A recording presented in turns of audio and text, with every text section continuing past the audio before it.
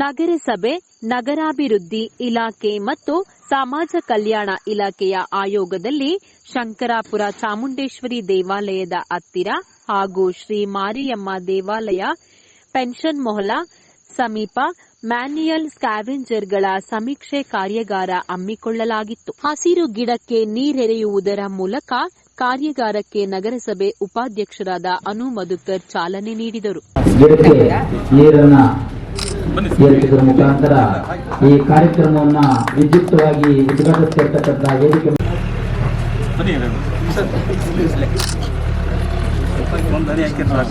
ನಗರಸಭೆ ಅಧ್ಯಕ್ಷರಾದ ಸುಜಾತಾ ಶಿವಕುಮಾರ್ ಮಾತನಾಡಿ, ಮ್ಯಾನ್ಯುಯಲ್ ಕಾರ್ಯವನ್ನು ದೈಹಿಕವಾಗಿ ಸ್ವಚ್ಛಗೊಳಿಸುವುದು ಕಾನೂನು ಬಾಹಿರ, ಜೊತೆಗೆ ತಮ್ಮ ಆರೋಗ್ಯಕ್ಕೂ ಸಮಸ್ಯೆ ಉಂಟು ಮಾಡುತ್ತದೆ. ಸರ್ಕಾರವು ಈ ನಿಟ್ಟಿನಲ್ಲಿ ಹಲವು ಯೋಜನೆಗಳನ್ನು ಕೈಗೊಂಡಿದ್ದು, ನಗರಸಭೆಯ ತಮ್ಮ ಶಿಬಿರದಲ್ಲಿ ನೋಂದಣಿ ಮಾಡಿಕೊಂಡು ಈ ಪ್ರಯೋಜನಗಳನ್ನು ಪಡೆದುಕೊಳ್ಳಿ ಎಂದು ಮಾತನಾಡಿದರು. ಇಷ್ಟೊತ್ತು ತಮ್ಮ ಎಲ್ರಿಗೂ ಅರಿವು ಮೂಡಿಸ್ತಕ್ಕಂಥ ಕಾರ್ಯಕ್ರಮನ ಈ ವೇದಿಕೆ ಮೇಲಿರ್ತಕ್ಕಂಥ ಗಣ್ಯರೆಲ್ಲರೂ ಮಾಡಿದ್ದಾರೆ. ಸರ್ಕಾರದ ಸವಲತ್ತುಗಳು ಏನು ನಿಮಗೆ ಸದುಪಯೋಗ ಪಡಿಸ್ಕೋಬೇಕು ಅಂತಕ್ಕಂಥ ನಿಟ್ಟಿನಲ್ಲಿ ಅವರು ಹೇಳಿದ್ದಾರೆ. ತಮ್ಮ ದುಡ್ಡಿನ ಹಣದಾಸೆಗಾಗಿ ತಾವು ಮ್ಯಾನ್ಯುಯಲ್ ಸ್ಕ್ಯಾವೆಂಜರ್ ಒಳಗಡೆ ಇಳಿದು ತಮ್ಮ ಜೀವಕ್ಕೆ ಅನಾಹುತ ಮಾಡ್ಕೊಳ್ಳತಕ್ಕಂಥ ಕೆಲಸನ ತಾವುಗಳು ಮಾಡಬಾರ್ದು. ಸರ್ಕಾರ ಅನೇಕ ಸವಲತ್ತುಗಳನ್ನ ಕಲ್ಪಿಸಿಕೊಟ್ಟಿದೆ. ತಮ್ಮ ಮಕ್ಕಳ ವಿದ್ಯಾಭ್ಯಾಸಕ್ಕಾಗ್ಲಿ, ನಿಮಗೆ ಮನೆಗಳಾಗ್ಲಿ ಮತ್ತೊಂದನ್ನ ಸರ್ಕಾರ ಕಲ್ಪಿಸಿಕೊಟ್ಟಾಗ ನೀವು ಸದುಪಯೋಗನ ಪಡಿಸ್ಕೋಬೇಕು. ಅದು ನಗರಸಭೆ ಪೌರಾಯುಕ್ತರಾದ ಬಸವರಾಜ್ ರವರು ಮಾತನಾಡಿ, ಮ್ಯಾನ್ಯುಯಲ್ ಸ್ವಚ್ಛಗೊಳಿಸಲು ತಾಂತ್ರಿಕತೆ ಬಳಸಿಕೊಳ್ಳಲಾಗುತ್ತಿದ್ದು, ಹಿಂದೆ ಆ ಕಾರ್ಯನಿರ್ವಹಿಸುತ್ತಿದ್ದವರು ಬೇರೆ ಕೆಲಸ ಮಾಡಲು ಹಲವು ಅವಕಾಶಗಳಿವೆ. ನೀವು ಸಂಘ ಸಂಸ್ಥೆಗಳ ಮೂಲಕ ಸಾಲ ಪಡೆದು ಹೊಸ ಉದ್ಯೋಗಾವಕಾಶ ಹುಡುಕಿಕೊಳ್ಳಬಹುದು. ಹಾಗೆ ನೀವು ಇನ್ನೊಬ್ಬರಿಗೆ ಕೆಲಸ ನೀಡಬಹುದು. ಇಂತಹ ಸದಾವಕಾಶ ಉಪಯೋಗಿಸಿಕೊಳ್ಳಿ ಎಂದು ಮಾತನಾಡಿದರು. ಬದಲಾವಣೆ ಮಾಡಬೇಕು, ಅವರು ಈ ವೃತ್ತಿಯಲ್ಲಿ ಬಿಟ್ಟು ಬೇರೆ ವೃತ್ತಿಯಲ್ಲಿಗೂ ಹೋಗ್ಬೇಕು ಅನ್ನೋ ದೃಷ್ಟಿಯಿಂದ ನೀವೇ ಒಂದು 10 ಜನ ಸೇರಿ ಒಂದು ಸಂಘ ಮಾಡ್ಕೊಂಡ್ರೆ ಅದಕ್ಕೆ ಬೇಕಾದಂತ ವ್ಯವಸ್ಥೆ ನಮ್ಮ ಕಲಾವತಿಯವರು ಇಲ್ಲಿರ್ತಾರೆ. ಅವ್ರನ್ನ ಬಂದು ಭೇಟಿ ಮಾಡಿ, ಏನ್ ನೀವು 200ಕ್ಕೂ ಹೆಚ್ಚು ನಮ್ಮ ಕಾರ್ಮಿಕರಿದ್ದೀರೋ ಅಷ್ಟು ಜನ ಸೇರಿ ಸಭೆಗಳು ಮಾಡ್ಕೊಳ್ಳಿ. ಸಭೆಗಳು ಮಾಡಿದ ತಕ್ಷಣನೇ ಮೋಸ್ಟ್ಲಿ ಒಂದು 10,000 ರೂಪಾಯಿ ಸ್ಟಾರ್ಟಿಂಗ್ ಅಲ್ಲಿ ಸಂಘಕ್ಕೆ ಹಣ ಬೀಳುತ್ತೆ. ಆ ಹಣದಿಂದ ಯಾರಿಗೆ ಅಗತ್ಯ ಇದೆಯೋ ಅಂತ ಅದನ್ನ ಬಳಸ್ಕೊಳ್ಳಿ. ಮಕ್ಕಳು ವಿದ್ಯಾಭ್ಯಾಸಕ್ಕಿರ್ಬೋದು, ಇನ್ನೊಂದಕ್ಕಿರ್ಬೋದು. ಕಾರ್ಯಕ್ರಮಕ್ಕೆ ಮುಖ್ಯ ಅತಿಥಿಗಳಾಗಿ ಆಗಮಿಸಿದ್ದ ತರೀಕೆರೆ ವೆಂಕಟೇಶ್ ಮಾತನಾಡಿ, ಮ್ಯಾನ್ಯುಯಲ್ ಸ್ವಚ್ಛಗೊಳಿಸುವಂತಹ ಕೆಲಸ ಅನಿಷ್ಟ ಪದ್ಧತಿ ಎಂದು ಗೊತ್ತಿದ್ದರೂ ತಮ್ಮ ಜೀವನ ನಿರ್ವಹಣೆಗಾಗಿ ಈ ಕೆಲಸ ನಿರ್ವಹಿಸುತ್ತಿದ್ದರು. ಪೌರಾಡಳಿತ ಸಚಿವರಾಗಿದ್ದ ಬಸವರಾಜಪ್ಪನವರು ಈ ಅನಿಷ್ಟ ಪದ್ಧತಿಯನ್ನು ನಿಷೇಧಿಸಿದ್ದು, ಕೆಲ ಭಾಗಗಳಲ್ಲಿ ಇನ್ನೂ ಈ ಅನಿಷ್ಟ ಪದ್ಧತಿ ಜಾರಿಯಲ್ಲಿದೆ.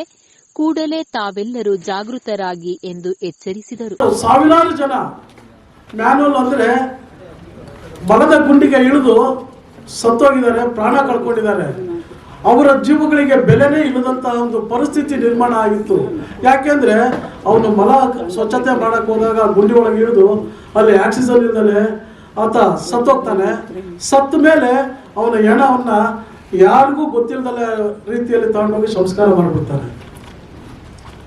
ಈ ಒಂದು ಅನ್ಯಾಯವನ್ನ ಖಂಡಿಸಿ ಇಡೀ ರಾಜ್ಯಾದ್ಯಂತ ಏನು ಸಫಾಯಿ ಕರ್ಮಚಾರಿಗಳು ಮತ್ತು ಮ್ಯಾನ್ಯುಯಲ್ ಸ್ಕ್ಯಾವೆಂಜರ್ಸ್ನ ಅಭಿವೃದ್ಧಿ ನಿಗಮಗಳು ಹೋರಾಟಗಳನ್ನ ಮಾಡ್ತವೆ. ಆ ಹೋರಾಟಗಳು ಮಾಡಿದ ಹಿನ್ನೆಲೆಯಲ್ಲಿ ಸುಮಾರು 12,000 ಜನ ಕರ್ನಾಟಕದಲ್ಲಿ ಮ್ಯಾನ್ಯುಯಲ್ ಸ್ಕ್ಯಾವೆಂಜರ್ಸ್ ಅನ್ನ ಗುರುತಿಸಲ್ಪಡುತ್ತದೆ. ಬಿಎಸ್ಪಿ ಮುಖಂಡರಾದ ಕೆಟಿ ರಾಧಾಕೃಷ್ಣ ಮಾತನಾಡಿ, ಸಾವಿರಾರು ವರ್ಷಗಳಿಂದಲೂ ಮೇಲ್ವರ್ಗದವರ ಕುತಂತ್ರದಿಂದ ನಾವು ಈ ಅನಿಷ್ಟ ಪದ್ಧತಿಗೆ ಒಳಗಾಗಿದ್ದು, ಇನ್ನು ನಾವು ಈ ಅನಿಷ್ಟ ಪದ್ಧತಿಗೆ ಅಂಟಿಕೊಂಡೇ ಬದುಕುತ್ತಿದ್ದೇವೆ.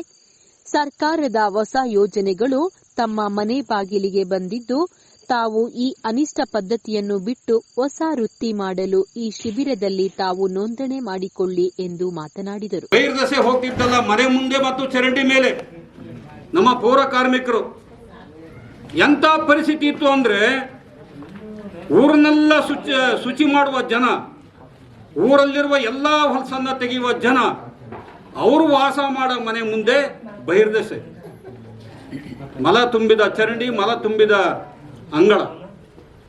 ಇದನ್ನೆಲ್ಲ ನೋಡಿ ಆ ದೇವಪ್ರಸಾದ್ ಒಂದು ಕ್ರಾಂತಿನೇ ಮಾಡಿದ್ರು ಆ ಸಂದರ್ಭದಲ್ಲಿ ಅಂತ ಹೇಳಿಕ್ಕೆ ನಾನು ಇಚ್ಛೆ ಪಡ್ತಾ ಇದ್ದೀನಿ. ನಮ್ಮನ್ನೆಲ್ಲ ಕರ್ಕೊಂಡೋಗಿ ನಾವೇ ಗುದ್ಲಿ ಬಾಡ್ಲಿ ತಗೊಂಡು ನಾವೇ ಎತ್ತು ಹಾಕಿದ್ವಿ. ಎತ್ತು ಹಾಕಿ ಆ ಬೀದಿ ಪೂರ್ತಿ ಆ ಮುಂದಿನ ಅಂಗಳಗಳನ್ನೆಲ್ಲ ಸಗಣಿಲಿ ಸಾರಿಸಿ ದಲಿತ ಸಂಘರ್ಷ ಸಮಿತಿ ಚಿಕ್ಕಮಗಳೂರು ಜಿಲ್ಲೆಯಲ್ಲಿ ಪ್ರಾರಂಭ ಆಗಿದ್ದು ಪೌರ ಕಾರ್ಮಿಕರ ಕಾಲೋನಿಯಿಂದ ಫಸ್ಟ್ ಪ್ರಾರಂಭ ಆಯಿತು. ನಗರಸಭಾ ಸದಸ್ಯರಾದ ಗೋಪಿ ಮಾತನಾಡಿ, ಯಾವುದೇ ಸರ್ಕಾರವಿದ್ದರೂ ಇದುವರೆಗೂ ನಮ್ಮ ಜನರಿಗೆ ಯಾವುದೇ ಸೌಲಭ್ಯ ತಲುಪಿಲ್ಲ. ಎಲ್ಲವೂ ದಾಖಲಾತಿಯಲ್ಲಿ ಉಳಿಯುತ್ತಿದೆ. ನಮ್ಮ ಜನರ ಕಷ್ಟ ಇಲ್ಲಿಗೆ ಬಂದು ನೋಡಬೇಕು. ಇಂಥ ಕಾರ್ಯಕ್ರಮಗಳಿಗೆ ಜಿಲ್ಲಾಧಿಕಾರಿ, ಪೊಲೀಸ್ ಮುಖ್ಯ ವರಿಷ್ಠಾಧಿಕಾರಿಗಳು ಬಂದಿದ್ದರೆ ಇವರ ಕಷ್ಟಗಳು ಏನು ಎಂಬುದು ಅರಿವಾಗುತ್ತಿತ್ತು ಎಂದು ಮಾತನಾಡಿದರು. ಮುಖ್ಯವಾಗಿ ಬರಬೇಕಾಗಿದ್ದಂತಹ ಡಿಸಿ ಆಗಲಿ, ಎಸ್ಪಿ ಆಗಲಿ ಹಾಗೂ ಸಿಇಒ ಹಾಗೂ ಡಿಡಿ, ಜೆಪಿ ಇಂಥ ಅಧಿಕಾರಿ, ಉನ್ನತ ಅಧಿಕಾರಿಗಳು ಇಲ್ಲಿ ಬರಬೇಕಿತ್ತು. ಯಾಕೆಂತ ಹೇಳಿದ್ರೆ ಅವ್ರಿಗೆ ಗೊತ್ತಾಗಬೇಕಲ್ಲ ನಮ್ಮ ಸಮಸ್ಯೆ ಏನಿದೆ, ಪೌರ ಕಾರ್ಮಿಕರು ಯಾವ ಸ್ಥಿತಿಯಲ್ಲಿದ್ದಾರೆ, ಸ್ಥಳೀಯವಾಗಿ ಯಾವ ರೀತಿ ಇದ್ದಾರೆ. ನಾವು ಪತ್ರಿಕೆ ಮಾಧ್ಯಮ ಓದ್ತೀವಿ, ಟಿವಿ ಮಾಧ್ಯಮ, ದೃಶ್ಯ ಮಾಧ್ಯಮ ನೋಡ್ತೀವಿ. ಆದರೆ ಪ್ರಾಕ್ಟಿಕಲ್ ಆಗಿ ಗೊತ್ತಾಗಬೇಕಂದ್ರೆ ಅವರು ಈ ಸಭೆಗೆ ಬಂದಿದ್ರೆ ಅನುಕೂಲ ಆಗ್ತಿತ್ತು ಅನ್ಸುತ್ತೆ ನನಗೆ.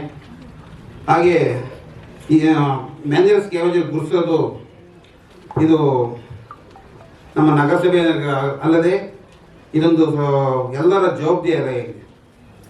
ಎಲ್ಲ ಜವಾಬ್ದಾರಿಯಿಂದ ಎಲ್ಲರೂ ಇದರಲ್ಲಿ ಪಾತ್ರರಾಗಿರ್ತಾರೆ.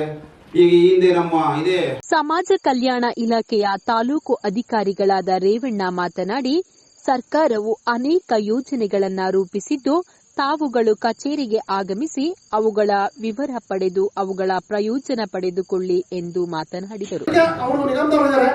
ನಮ್ಮಲ್ಲಿ ಏನಾಯ್ತಂದ್ರೆ ವಿದ್ಯಾವಂತರು ಮಾಡೋದು ಸರ್ ಹೇಳಿದಂಗೆ ನಮ್ಮಲ್ಲಿ ಪಿಯುಸಿ ಮಾಡಿದ ಡಿಗ್ರಿ ಮಾಡಲಿಕ್ಕೆ, ಡಿಗ್ರಿ ನಂತರ ಅವ್ರು ಏನೋ KS, ಬ್ಯಾಂಕಿಂಗು, IAS ಕೋಚಿಂಗ್ ಹೋಗ್ಲಿಕ್ಕೆ, ಇನ್ನು ಪ್ರಬುದ್ಧ ಯೋಜನೆಯಲ್ಲಿ ಫಾರಿನ್ನಲ್ಲಿ ಎಜುಕೇಶನ್ ಮಾಡ್ಬೋದು.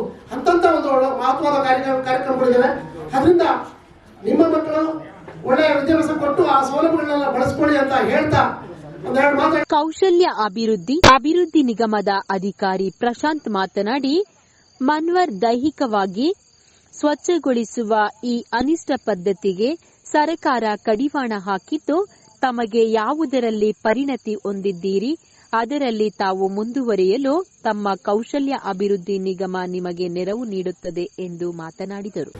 ಎರಡು ತರಹದ ಒಂದು ಯೋಜನೆ ಇದೆ. ಒಂದು ಜೀವನೋಪಾಯ, ಇದರಲ್ಲಿ ಸ್ವಸಹಾಯ ಸಂಘಗಳ ಮೂಲಕ ಅವರಿಗೆ ಸ್ವಸಹಾಯ ಸಂಘಗಳಿಗೆ ಒಂದು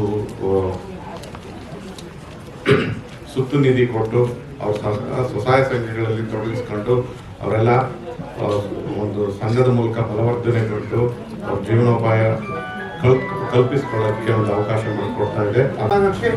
ಸ್ವಯಂ ಉದ್ಯೋಗ ಯೋಜನೆಯಡಿಯಲ್ಲಿ 1 ಲಕ್ಷದ ಸಾಲ ಸೌಲಭ್ಯವನ್ನು ನಾವು ಕಲ್ಪಿಸ್ತೇವೆ. ಅದಕ್ಕೆ ಜಿಲ್ಲಾಧಿಕಾರಿಗಳು ಇದಕ್ಕೆ ಆಯ್ಕೆ ಸಮಿತಿ ಅಧ್ಯಕ್ಷರಾಗಿರ್ತಾರೆ. ಶೇಕಡ 50 ಭಾಗ ಸಹಾಯಧನ ಮತ್ತು 50 ಭಾಗ ಸಾಲ ಅಂತ ಕೊಡ್ತೀವಿ. ಮತ್ತು ಅದೇ ರೀತಿ ಉದ್ಯಮಶೀಲತಾ ಯೋಜನೆಯಲ್ಲಿ 2 ಲಕ್ಷ ಯೋಜನೆ ಇದೆ. ಅಲ್ಲಿ 2 ಲಕ್ಷ ಯೋಜನೆಯಲ್ಲಿ 70 ಭಾಗ ಸಹಾಯಧನ ಮತ್ತು 30 ಭಾಗ ಸಾಲ ಅಂತ ಕೊಡ್ತೀವಿ. ಮತ್ತು ಸ್ವಾವಲಂಬಿ ಸಾರಥಿ ಯೋಜನೆಯಲ್ಲಿ 4 ಲಕ್ಷದ ಯೋಜನೆ ಇದು ಮ್ಯಾನ್ಯುಯಲ್ ಸ್ಕ್ಯಾವೆಂಜರ್ಗಳಿಗೆ ಕೊಡುವಂಥದ್ದು. ಈ ಯೋಜನೆಯಲ್ಲಿ 4 ಲಕ್ಷ ಸಾಲ, ಅದರಲ್ಲಿ 75 ಭಾಗ ಸಾಲ ಸೌಲಭ್ಯ ಮತ್ತು 25 ಭಾಗ ಬ್ಯಾಂಕಿನ ಸಾಲದೊಂದಿಗೆ ಈ ಯೋಜನೆಯನ್ನು ಇದು ಮಾಡ್ತೀವಿ. ಕಾರ್ಯಕ್ರಮದಲ್ಲಿ ಅಂಬೇಡ್ಕರ್ ಅಭಿವೃದ್ಧಿ ನಿಗಮದ ಅಧಿಕಾರಿಗಳು, ನಗರಸಭೆಯ ಅಧಿಕಾರಿಗಳು, ಪೌರ ಕಾರ್ಮಿಕರು, ಶಂಕರಾಪುರ ಪೆನ್ಷನ್ ಮೂಲ ನಿವಾಸಿಗಳು ಕಾರ್ಯಕ್ರಮದಲ್ಲಿ ಹಾಜರಿದ್ದರು.